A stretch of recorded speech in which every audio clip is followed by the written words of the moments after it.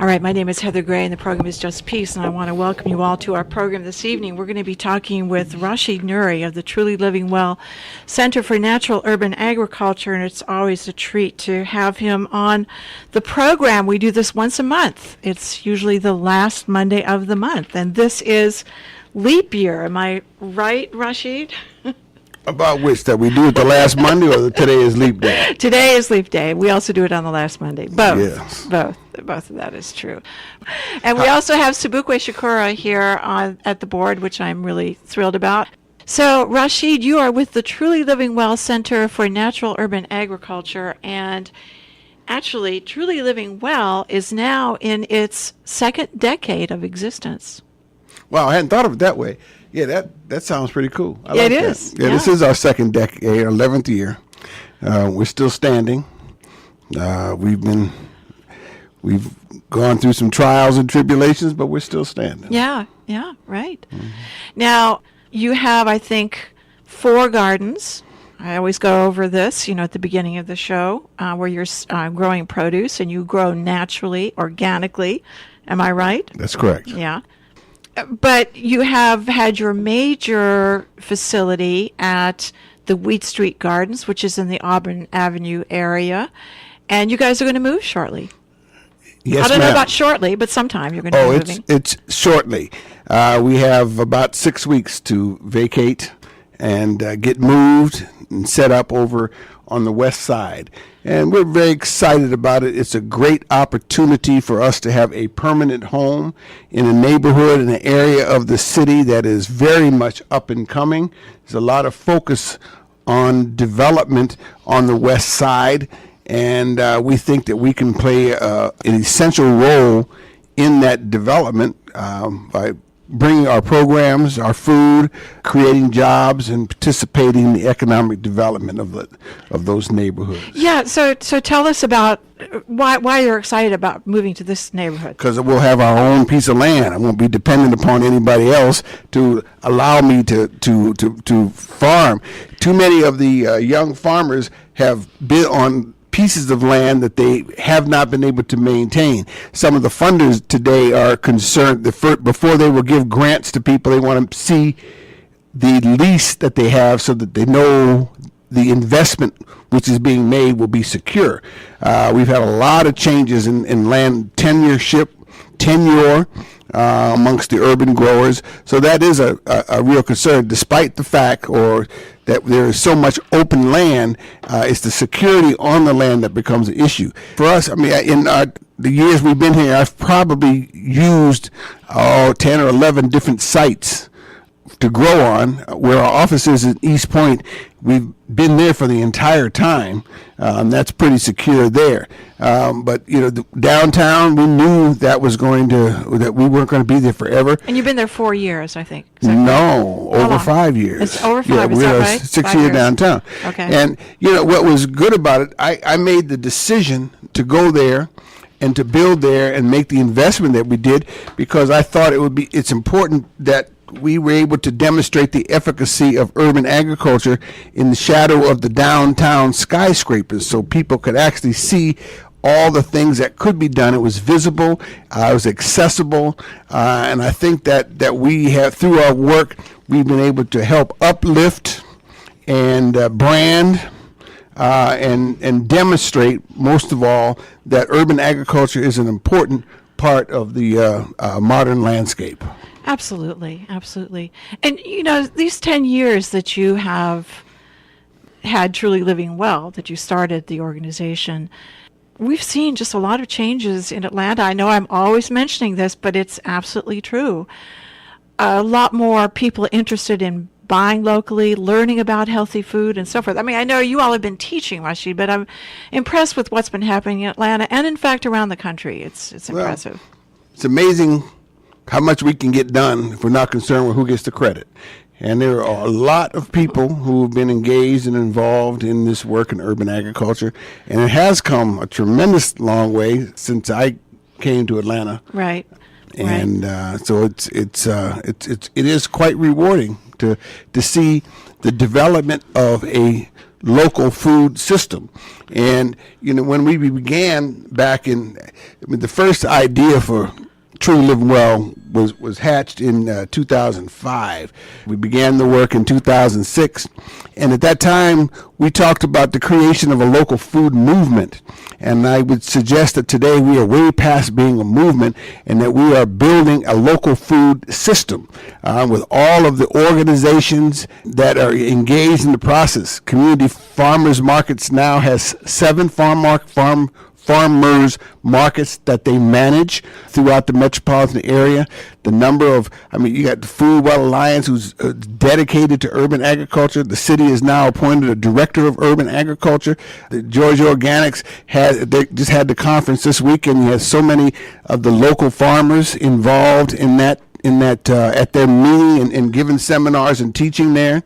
It's a wonderful thing to see. You go online and look at all of the people that are engaged and involved. MARTA now has markets in front of the MARTA stations, okay, and they want to expand that program.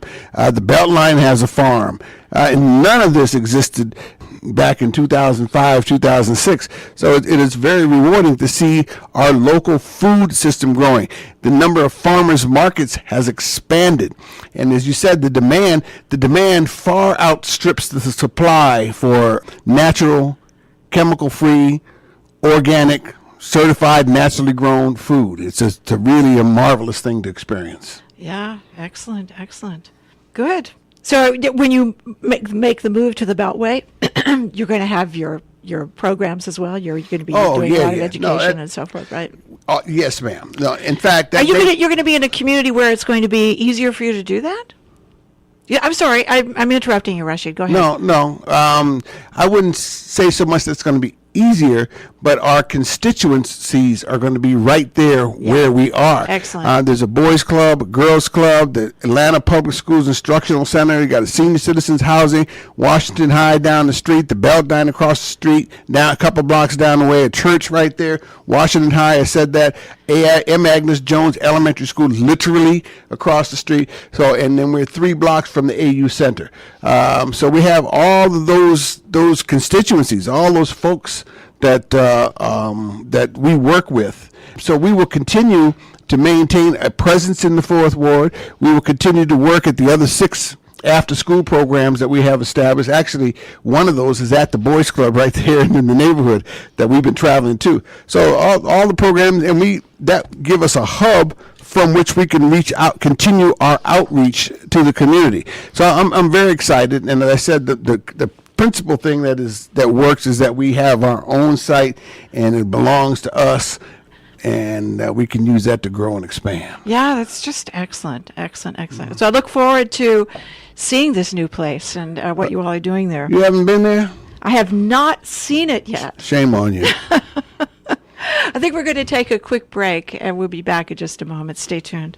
Again, my name is Heather Gray, and the program is Just Peace, and we're talking this evening, it's our monthly discussion with Rashid Nuri of the Truly Living Well Center for Natural Urban Agriculture, and we will open up the phone lines in just a little bit. I want to continue having a discussion with Rashid about some things, though.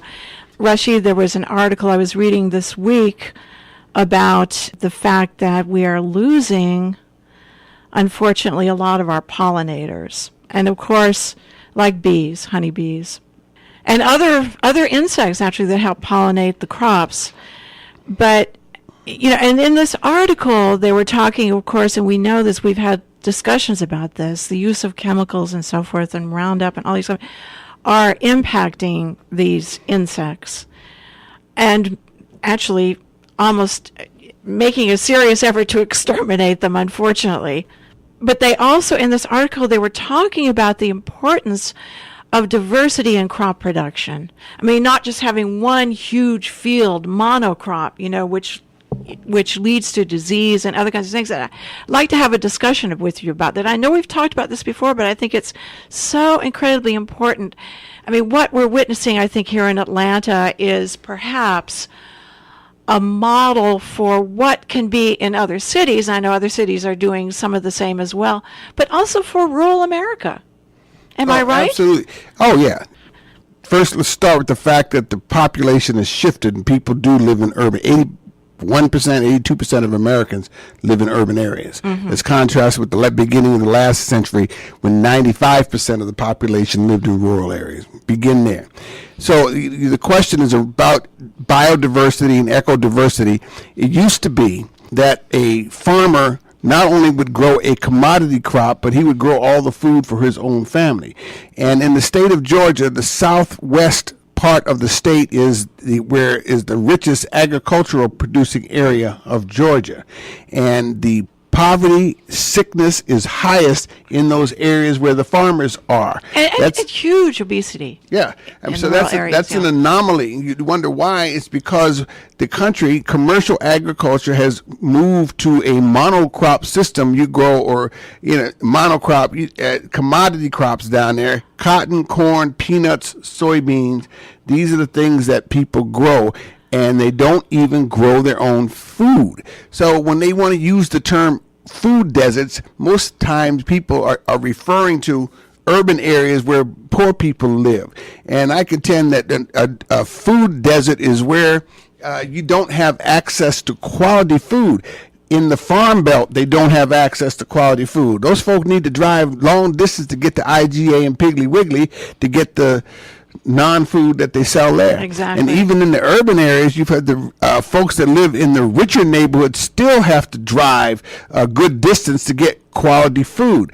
The difference is poor people have to take 2 buses and a train to get the quality food, where in the rich neighborhoods you can jump in their Mercedes-Benz and drive down there. That's why I don't like the term food deserts. We need to talk in terms of food self-sufficiency, food sovereignty. Providing the economics need to change so that everybody has access to quality food. Quality food must be a right in this country and not a privilege.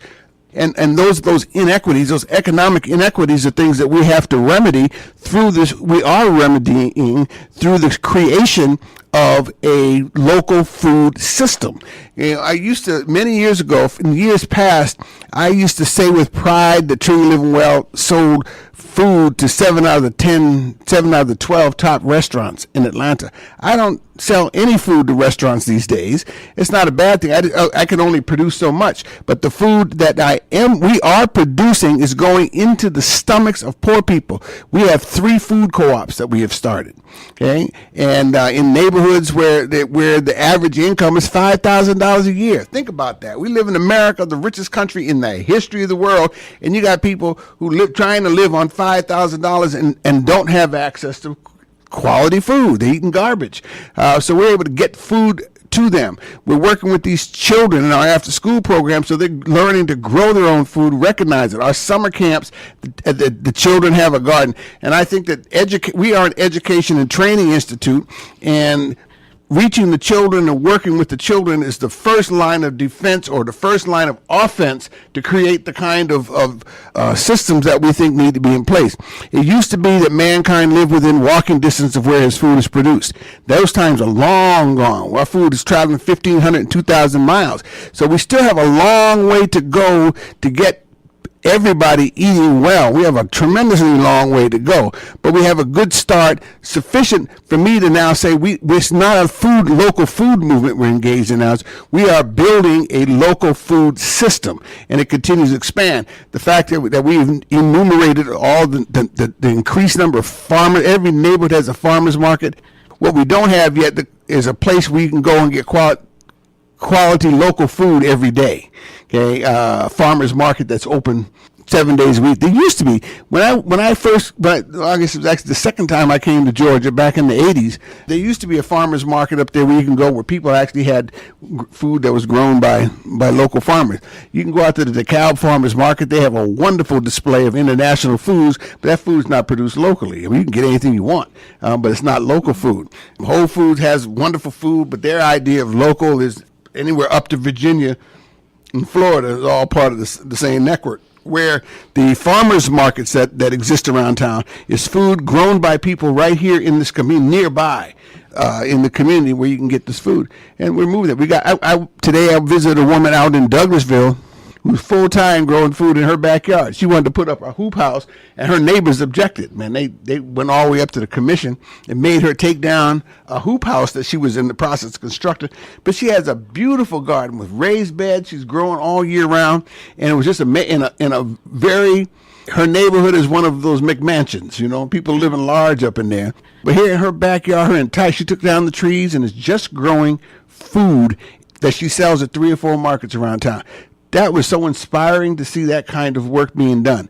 And you ride through in most neighborhoods, and you'll see where people are now growing food like they did back in the day. It's a wonderful thing to experience. Yeah, great.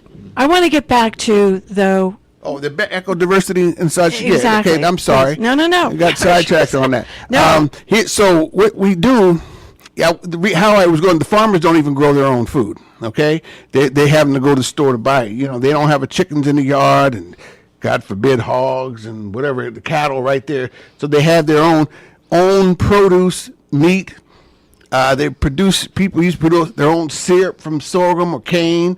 All of it was just produced. I mean, this is what poor people did. Everybody did. They produced their own food, so they were self-sufficient. They had food sovereignty. They controlled their own food sources, which you don't now. Because if I control your food, I control you, and this is one of the problems that we have in our society. So they did not. They stopped having that biodiversity. They're monocropping, using pesticides, herbicides. You're getting these monster weeds, these frankenweeds, that the more chemicals you put on them, the stronger they get, and they bigger and stronger come back. So you got to add more and more chemicals to the fields to grow this food, more and more water to the field. So it's systems and cycles that are out of whack. It doesn't work. It's broken, and it needs to be corrected. And the way we're correcting is through our local food economy. Our name of our organization is the Truly Living Well Center for Natural Urban Agriculture, and that's the key phrase. We are using nature as our exemplar. We're trying to follow the principles of nature. We do follow the principles of nature in how we grow. For those, I invite anybody who hasn't been to our sites or any of our sites to come, and you can see how we integrate everything. I've had a number of young people come through. They leave us to go take a permaculture course and come back and say, "Oh, wow, Rashid, you're using permaculture principles out here." Well, duh. I mean, if you had asked me, I could explain it to you before you went. But what we have, we growing things year round. We have fruit trees. We have flowers. We have herbs. We have in the vegetables. What we are doing is creating a biodiverse and eco-diverse environment that invites the beneficial insects, the beneficial birds. And then we build soil. The essence of what we do is to build soil. Let God grow the food, but we create an environment with the plants that we grow that is complete. And complete is the word that I use. That's my definition of organic. Is a system that's complete. So everything that you need is right there. We growing our worms. We have our compost. We have our chickens that are out there scratching. We grow our own plants in the greenhouse. I mean, so everything is right. It's all the elements are there. We got that. We have our aquaponic system. I already said the greenhouse. We collecting water. So it's all right there. It's biodiverse and eco-diverse. So sometimes young people they want to discuss companion planting, which I think is valuable, but they want to know, what do I put right next to my tomatoes to protect the tomatoes, not understanding that if you have a diverse environment around you, you've created the companion planting. It doesn't have to be in one space, because the insects will take care of that pollinating and going back and forth.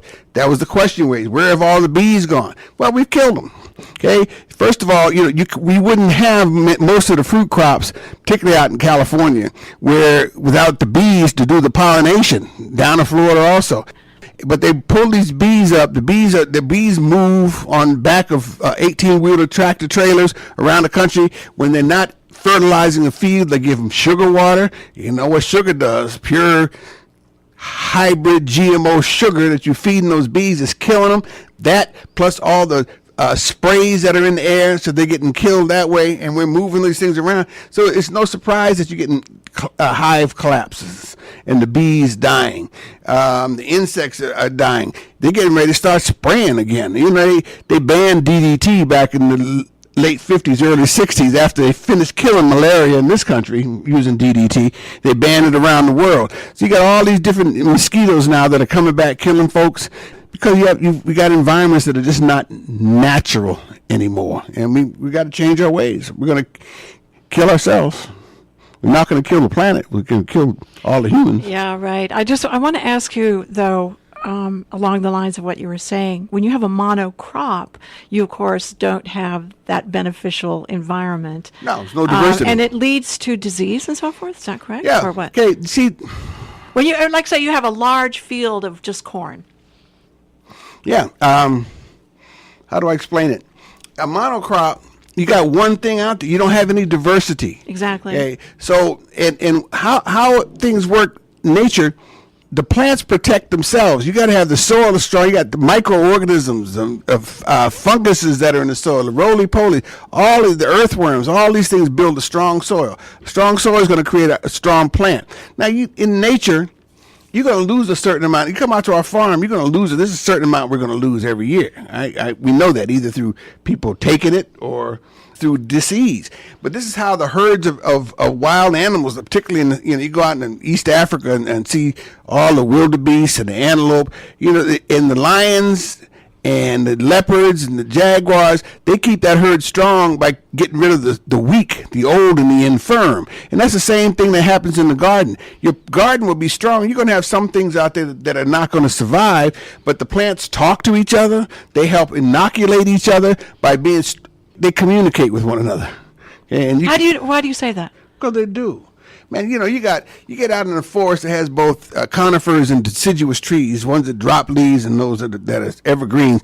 One part of the year, the conifers will feed the evergreens. Another part of the year, the evergreens will feed the conifers. They communicate through the mycorrhiza under the soil. I mean, that's the web that connects up all the plants. So they're able, and they've done experiments. They can show that the plants, they say, oh, here comes some disease, and they'll talk to the neighbors. And let's build up our defenses so we can protect this whole thing. Oh, they got our cousin over there, but they're not going to get us because we've protected ourselves. The intelligence of plants is just so far beyond what we can imagine. And there are a number of people that have written about this. And if you go out and spend some time in nature and just look and listen and watch, you can see how this actually works. So how do I know? Because the plants talk. You can listen to them, and the soil talks if you can hear and see and listen. I just want to tell our listeners that you are listening to WRFG Atlanta 89.3 FM. My name is Heather Gray. I'm here in the studio talking with Rashid Nuri of the Truly Living Well Center for Natural Urban Agriculture, as well as we have Sabukwe Shakura, thankfully, at the board here. It's always a thrill to have him here in the studio as well. We are going to open up the phone lines. The phone number here into the studio is 404-523-8989. Please give us a call if you have a comment or question you'd like to ask Rashid. Just getting back to communication of plants, it's interesting as far as communication is concerned. I guess we can have a distorted understanding of what communication is, right? I mean, you're offering a whole other way that the plants are communicating through their roots and so forth, right, Rashid? I mean, when we think about communicating, I'm thinking about either the way I'm looking at someone or what I'm saying or how I'm moving my arms or whatever, right? That's a human. That's human communication. Exactly. Now, let me tell you about plants. They're amazing. First of all, every living thing on this earth depends upon the sun for its energy. Mm-hmm. That energy is converted. The plants live directly off the sun. Mm-hmm. Okay, we live off the sun's energy that's converted through the plants to us to eat. There is an intelligence there. And if you think, of what's that man that comic book character that moves real fast? Whoa, Flash. Okay. How Flash moves around the city real quick. And I think if for us, we don't see the plants moving and dancing and communicating with each other the way they do because we're moving so fast. If we could slow down to the pace of those plants, then we would begin to see and have a better understanding of how they communicate with one another. But we're moving so fast in relationship to those plants, but the plants are smarter than we are. They know how to maintain. Go to New York City, you can see grass growing up through the concrete. Yeah, I've seen that. Yeah. That's all powerful. Right. So we have a caller. Caller, are you there? Yes. Yes, you have a question or comment you'd like to make. Yes, first of all, let me give you a little bit of background. I'm in the lawn and garden business and have been there for about 23 years, so I have a little bit of background in the lawn and garden chemical and nutrient lines, if you will. And what the gentleman's saying, he is spot on. There is a symbiotic relationship between the soil and the plants.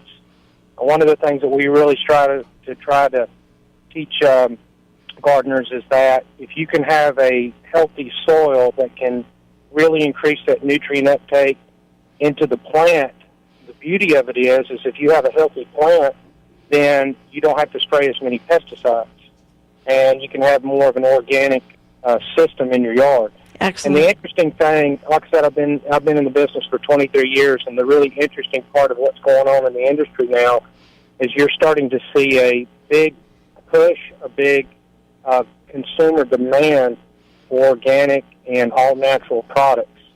And what he was talking about earlier with the killing the bees, basically what the line of chemicals that kills the bees is the neonicotinoids. And you're starting to see a big pushback from the consumers on the use of those type chemicals. So, as a matter of fact, Lowe's is phasing out any and all neonicotinoid active ingredients in their pesticides. They're going to phase it out by 2017. Excellent. So I want to make Excellent. a few comments on that and just say I enjoy listening to your show. It's quite fascinating. Well, thank you so much. Thank you for calling. Thank you. We have another caller. Did you have any additional comments? No, he said it all, right? Yeah. So it's interesting that he was affirming what you were saying in food production, but in just having a lawn or whatever, which is encouraging. One of the things when we got here, the University of Georgia has an urban agricultural school at Griffin, campus at Griffin. Right. And you know what they teach down there? What are they teaching? How to grow grass and shrubs. Okay, let me put you- Urban okay. agriculture, but they do not teach food. Oh, that's interesting. We have a caller. Go ahead. Sabukwe? Yes. Yes, go ahead, please. Yeah, I just want to say, I just turned on the radio a few minutes ago, and I really I was drawn into what Rashid was saying and the information he was giving, and I really, I just got excited, energized and such, but I learned two things. Can you hear me? Next Yeah, speaker is finished talking. Sabukwe? You- Sorry, your microphone's on. Sorry. Go ahead. We had some interference here. Go ahead. Okay, I learned some things that I didn't know because I'm just now starting to garden again myself after, well, actually I never have, but I planted collards this year. But what I'm saying is, trying to say is, I too was questioning. Oh, what do I put next to the tomatoes to make the and so I liked the simplicity and of what Rashid said. It's like, first of all, don't stress over it. Is how I took it. Don't worry about it, and that they will communicate with one another and work it out. That's more or less. That simplified it for me. The other thing I liked was hearing what you said, because I was one of these people as well. When I heard the term food deserts, I too was thinking, okay, well, it's he used the word urban, like a place where I drive in some of the areas like downtown and stuff, and I think, there's no grocery store, there's no there's no good food, you only have those gas stations with those kind of bad foods. And so that's what I was thinking as well. But he expanded my thinking on that no, it's like he said, just drive an hour down the road maybe, or 2 hours, however long, you know what Yeah, exactly. And you're saying it quite well, madam. Thank you. And I appreciate what you're saying. I've listened to you for several times, and your knowledge is growing. I mean, maybe you're just sharing more. I love it. Okay, Well, it's nice being in the studio with Rashid when he's talking about this, because he gets so excited about it, It's like thank you for calling. Thanks for calling. It's valuable information. And what I'm hearing as well, and I'd like to just put out there, if we just simplified and just written, I want to say this if I have another minute longer. I was listening to the radio yesterday or Sunday, and it was about communication. And the woman wrote a book, but she was saying that it takes 7 minutes for two people to even get comfortable enough to, give a person 7 minutes before you think, you grab your phone, this is a boring conversation or something. You know what I mean? It's like the time span for people is like after 2 minutes, people it was all about text, phone. And that's why. I'm hanging up now. All right. Thank you so much for calling. And what I would add to that, Thank this you. is why I think that sharing food with people is so important, because you're going to get more than that 7 minutes. You're going to take you that long for you can get your order in. Yeah. So to sit down, there's nothing. Sharing meal with somebody is one of the most intimate things that you can do, because you're really going to have to get to know that person one way or another by sitting at a table with them eating, and you're going to get more than 7 minutes. So that's cool. So we have another caller? Yes. Yes. Oh, Hello? yes. Welcome. You have a Thank you. Yes. I'm interested in the program and all that is being said, but I need to know where the gardens are, especially the new one that you're going to. Thank you for asking, sir. We'll be at Wheat Street, right off of Auburn Avenue. I know where that is. Okay, just so other people who don't know, is on Hilliard. We'll be there for until the end of April. Our office is in East Point on Washington Road, 3353 Washington Road. We have gardens there, and that's where our office space is.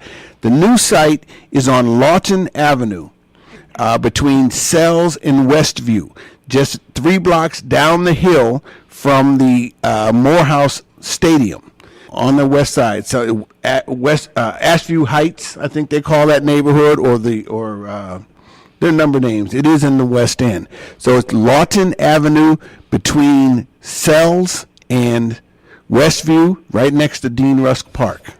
You said, what's the name of the street one more time? Lawton, Lawton. Lawton. Oh, okay, I got it. Yes, sir. All right. Good information. Thank you so much for calling. Did you have any other comment you wanted to make? No, I'm going to hook up with it. I'm a country boy. I used to have my own garden, but I've been in the city, and most of my land is on rocks for years, but I relocated, so I've got some ground I can grow. Excellent, Yeah. excellent. Do excellent. raised beds. All right. That's the easiest thing for people in the city to grow, is to grow in raised beds. Okay. Right. I want to thank you so much for calling. Thank you. So take care now. Thanks. Sabukwa, we have another caller. Caller, are you there? Hello. Hi. Thank you for joining us. Hi. Thank you so much. I wanted to say that my daughter was a part of your summer camp a few years ago, and it was a wonderful experience for her. I'm so sorry that you've moved, but I wanted to find out where you will be for the camp for the summer, and also if you've ever thought about having a program during the winter for the children on the weekends, that sort of thing. Thank you for asking. This summer, we're going to do something different. We're going to have camps in different parts of the city. We're going to have, I think the month of July will be at our new site. We'll have 2 sessions there. And we're going to have some sessions in the old 4th Ward, and we want to maintain our presence there. Now, we do have our after-school programs that exist in a number of locations around. I guess now we just started a 6th. Our first one in the high school is out at Langston Hughes High School, but we're at Pittman, we're in Thomasville, we're at Candazy School. So we're going to grow. We are growing our outreach activities. I've got some agriculture educators on staff now. We actually have an education department now within Truly Living Well. Program services director who manages all of these different programs for us. I would, if you have a specific school that you would like to see us work in, if you would send an email to the office, info at trulylivingwell.com, and we can follow up with you with a specific, to define and specific opportunities that may exist. But the answer, I just think that is wonderful because I'm so sorry she didn't continue with it. And when we were at the grocer's a few months ago, I believe it was, she mentioned something that she had learned about the chickens and different things that you all had taught her at Truly Living Well. So it was a really great experience, and I would love for that to continue all year long with the children as they grow. yes, ma'am. Get in touch with us at our office. The number there is 678-973-0997. We've grown now. I can't handle all the business. A lot of the stuff is above my pay grade these days.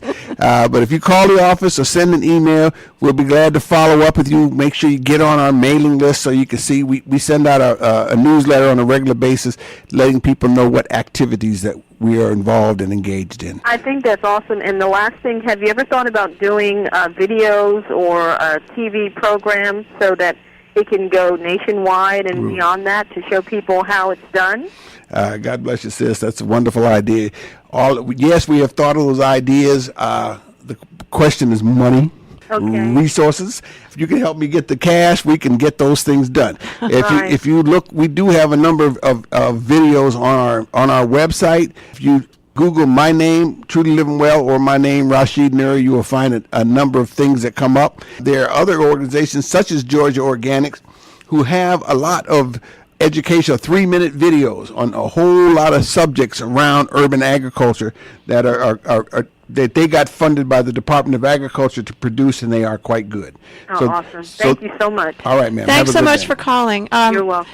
I think we have another caller, but we'll get the caller on the line. But Rashid, give some other contact, your website and so forth. Your The email. website is trulylivingwell.com. I am trulylivingwell.com. Right. 678-973-0997. That's on the website also. info@trulylivingwell.com if you have something specific. And you can always call me. I spend quite a bit of time on the phone. It's 404-520-8331. And it's Rashid@trulylivingwell.com. All right, we have to take a quick break, and we'll be back in just a moment. Stay tuned. All right, again, my name is Heather Gray, and the program is Just Peace, and I'm here in the studio with Rashid Nuri of the Truly Living Well Center for Natural Urban Agriculture.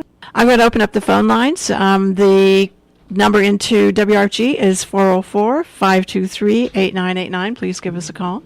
You know, one of the things that's concerned me, Rashid, about rural farmers is that a lot of them are growing these huge monocrops in order to make a living. They're not necessarily growing these things for food. It's often feed for animals or, industrial something else. But, so how can the farmer make a living?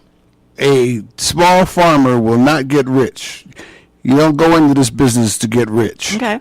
You go in this How about to business- put your children through university or something? Well, you can find ways to do that. I mean, I think that's an important thing. I mean, I've been involved in agriculture a long time, and I have 7 children who've all finished college. Yeah, right. So you could eke out a living, but you just should not anticipate getting rich doing it. Now, you got some of those big commercial farmers do get rich because but the margins are extraordinarily small. But if you got a margin, just to give you an example, if you're going to make $2,000 an acre, $5,000 an acre, and you only have 10 acres, that's $50,000. Okay, but if you have 100,000 acres and you make $5,000 per acre, you've made a lot of money. What's that? $1 million? $5 million? Okay, so. That's where the money is. It's in the scaling up, which is what the economics. That's what they teach you in school. Scale up, get big, and then you can make a lot of money. But you lose out on the quality when you begin scaling up. The margins drop. When I'm just doing a little small piece of land, it's much more intense than if I have a whole bunch of land. And I can pay more attention to my crop. Yeah, right. Really. Those are some of the disadvantages of getting too big. But you figure if most of the small farmer, you make $30,000, $40,000, $50,000, $60,000 a year. That's a decent living. Yeah, exactly. Again, the phone number here to the studio is 404-523-8989. If you'd like to ask a question, make a comment, please join us. 404-523-8989. We hear of somebody calling in here, but one of the problems that farmers face, I think, is that they invest in these huge monocrops and purchase a lot of equipment, go into debt. It's just problematic. They go into debt. They get mortgaged out. Yeah. All the food we grow. And a lot of them lose their land that way as well. Well, or get stolen. How we grow food, all you need is a hoe, a rake, and a shovel. Period. Nothing more. And you can grow food and make some good crops. Okay. Again, the number into the studio is 404-523-8989. Please give us a call. What about apples? You grow a lot of fruit as well as vegetables. Yeah, one of the unfortunate things about moving is our trees were just starting to bloom. I know. Starting to. Are you going to be able to fruit. move them? I am moving them. Yes, Oh, okay. ma'am. All I'm right. taking everything down there, Yeah, right. including the dirt. Yeah, We're okay. going to take all the compost. We're going to take all that All soil. the raised beds and everything. A lot of raised beds, we're disassembling them. Yeah, right. But we're taking the soil that we have built. That soil is some good stuff, and we're going to hold Yeah. on to that. Good compost. We have we had the largest composting operation in the city. Oh, is that right? Oh, I believe yeah, it. yeah. I believe it. Yeah, excellent, So, excellent. you had another question about fruit? What do you want to ask? Well, what about apples, though? Oh, apples grow, as Paul was saying, apples grow all over Georgia. I mean, you can grab. The city councilman, Kwanzaa Hall, he brought a tree that has 4 different types of fruit on it. Because they've grafted it onto the rootstock, and you can grow. There's. Yeah, what about that grafting? I appreciated Paul saying that. We haven't had much of a discussion about that, Rashid. What you about can that? Well, what do you mean? What about it? You can do it if that's what you want to do. How do you do that? What do you do? Well, you take a. I appreciate the lady who said that my explanations are simple. I'm very happy to hear that because that's how I plan it. I try to make this stuff less complicated than you're going to get from a textbook and some of these scientists that talk. All you do, you have a root stock. Okay, What is a rootstock? The root stock is a plant that's in the ground. Okay, that has roots that are strong. They're going to be able to hold on and absorb nutrients from the soil. And then you can graft by, there's a technique. Basically you do is you just slice the branch at an angle, take off some of the bark off the tree, attach that branch to the tree. It will catch and it will grow. All right, and so you can get a different kind of fruit off rootstock. Now, the one thing that I have a great attraction to that is totally artificial are roses. Okay, the roses that you get in the store, those tea roses, are completely artificial. They're hybrid tea roses, and they are all grown on a rootstock, an old rose rootstock, and then they graft the hybrid roses to that rootstock so they can grow. So sometimes if you cut back your roses too much or they die for some reason, you'll get some growth coming out of that rootstock that's a lot different than what you thought you were going to get.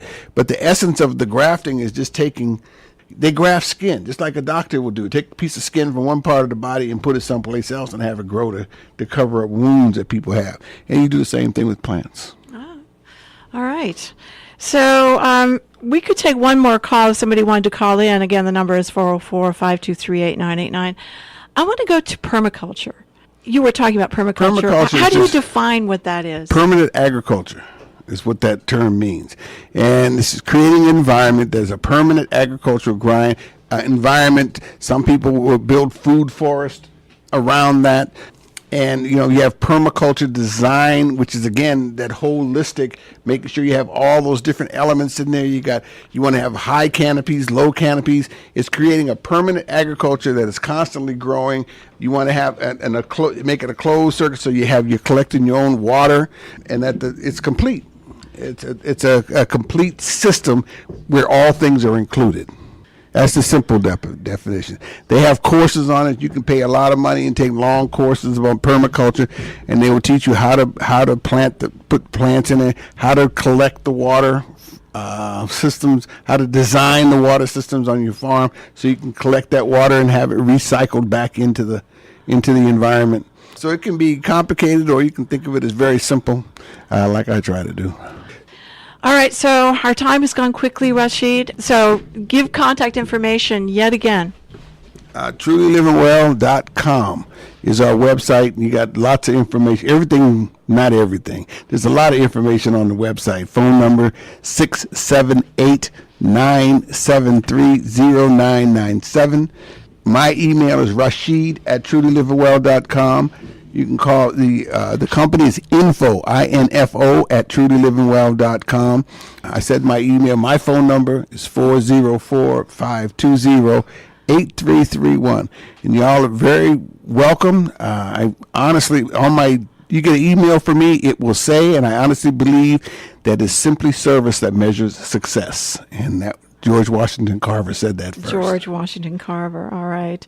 So I want to give our email address, or my email address as well, which is heather@wrfg.org. If you'd like to get on our email list, I would love to send you information about Rashid and all the other folks that we talk with on the show, actually. So again, that's heather@wrfg.org.